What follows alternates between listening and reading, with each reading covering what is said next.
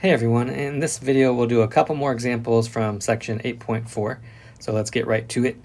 In this problem we have a survey of 340 Nevada drivers, of which 289 wear seatbelts, and 300 California, 282 wear them. 5% level of significance, test the claim that the proportion of drivers who wear a seatbelt in Nevada less than California. I don't know why I underlined with a highlighter, but it still works. Okay, so I can set up my hypotheses. Right. That claim sounds like this. Right. Nevada less than California, where sub 1 is Nevada. So that's the claim. So we got a left-tailed test here. And then HO would be the opposite. Okay. Now for these, I'm going to do this the short way, right? One, I could do the eye test for verification, but you may or may not be asked that. These numbers are very large, so I don't see any problem with anything falling below 5. So I'm going to just eye test that one and say verification is good. Let's go right to StatCrunch to get all our key values.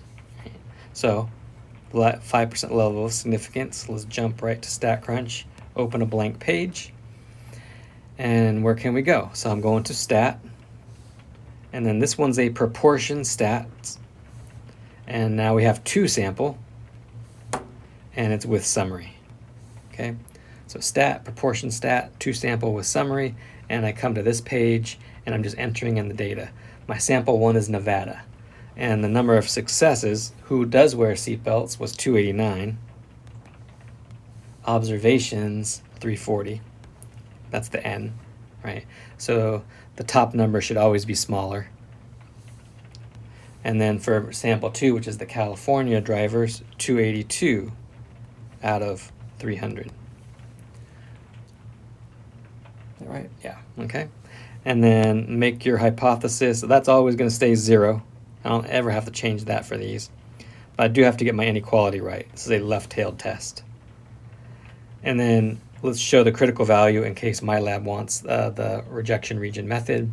And I put in the level of significance. Oh, 5%. I don't have to change it. But that's one thing I always do forget. You got to make sure to match your level of significance to the problem, whatever is given. Okay. And then that's it. So we are good. We can compute.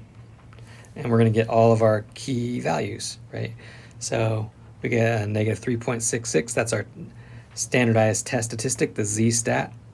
The critical z is our critical value, z sub 0.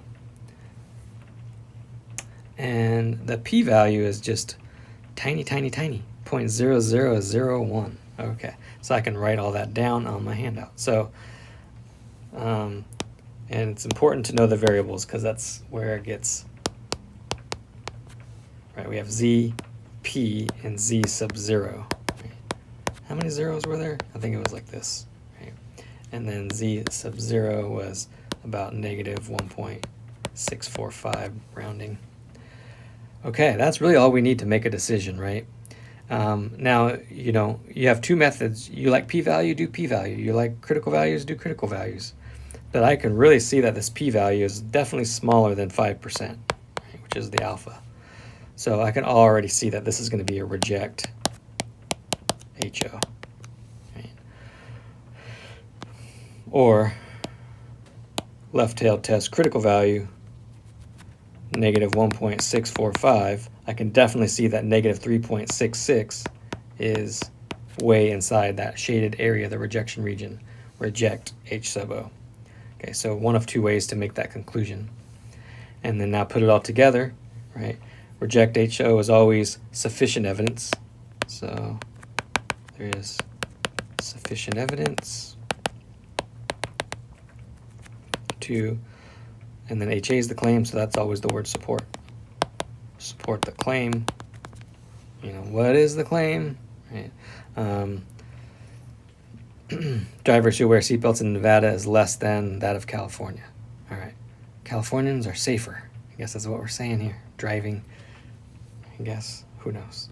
All right, but that's the conclusion. Okay, So that's a way you can do that with StatCrunch, and that avoids using all of those formulas, unless of course they ask, what is p hat sub 1?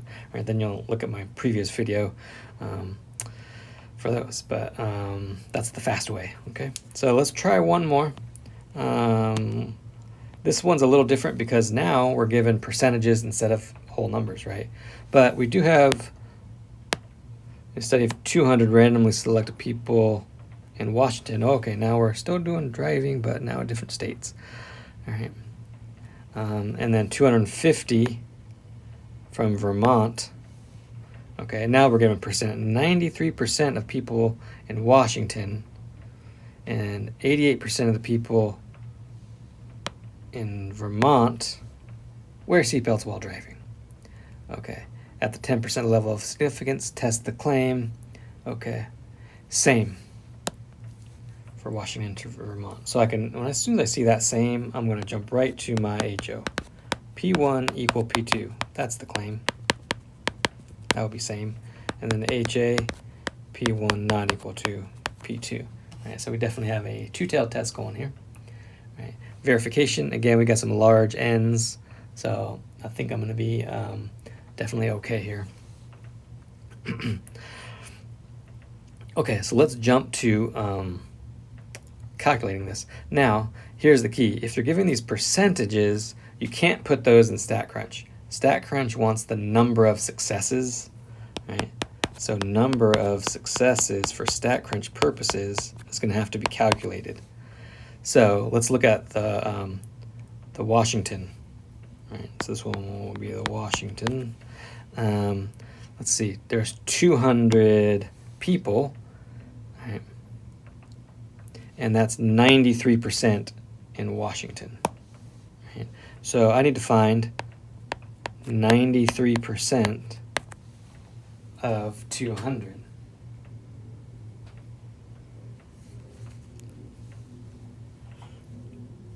Okay, and then I should be able to just do that in my head, but my head's a little foggy today. So I'm just gonna make sure I get it right in my calculator. 186. Okay, so that will be the X1, or number of successes. Right? So don't use the percent in StatCrunch, use this number instead. Same for number of successes for Vermont. That one, there were how many people? 250 people in Vermont, and 88.8, so 0.888. I'm definitely not doing that in my head. Okay, 250 times 0.888 is 222. Maybe I could have done that. Okay, that's the X2.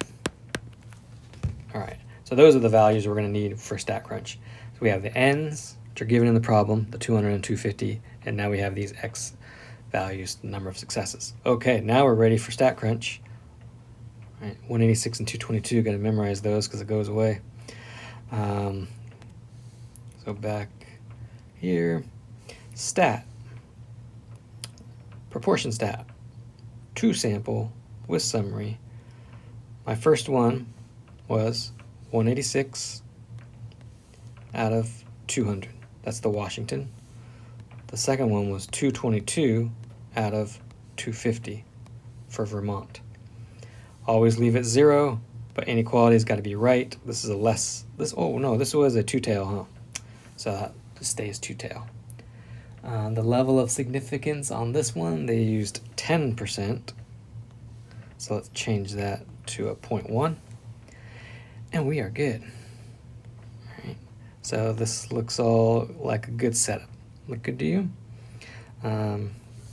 Nothing else to do there except for just double check everything, and then I'll hit compute, and we get our values. Right. So I'll go write those down. And again, it's always those last three, right? We don't care about all the other stuff. We want the Z-stat, the critical, and the P. That's where we're going to make the decisions and probably enter things from into MyLab. Alrighty.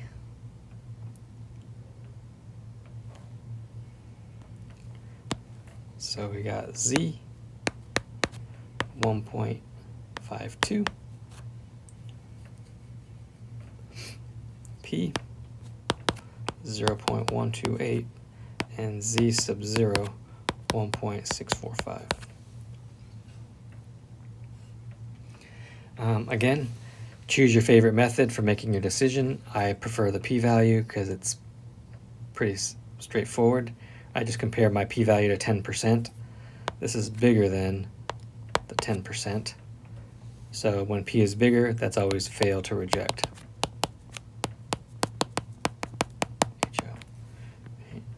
Or if you drew this out, if you like critical values, right? This one's a two-tailed test. Oh, I should have put plus or minus because it's a two-tailed test. Right? Plus or minus there. 1.645. We're really over on the right. And then the 1.52 is not in the shaded area, so it's a fail to reject. Right? That's negative 1.645 over there. Look how sloppy, but it works. Okay, so fail to reject, and then what was the claim? HO, right? So this one would be there is insufficient evidence to reject the claim. Right? Because anytime HO is the claim, you always use the word reject, right? So we're not going to reject. We can't. There's insufficient evidence to reject the claim that the proportions are equal. Washington and Vermont have similar seatbelt usage. Okay, that's it. Hope 8.4 goes well, and all of Chapter 8 for that matter. Send me some emails if you have any questions. Otherwise, I'll catch you in Chapter 9. Talk to you later.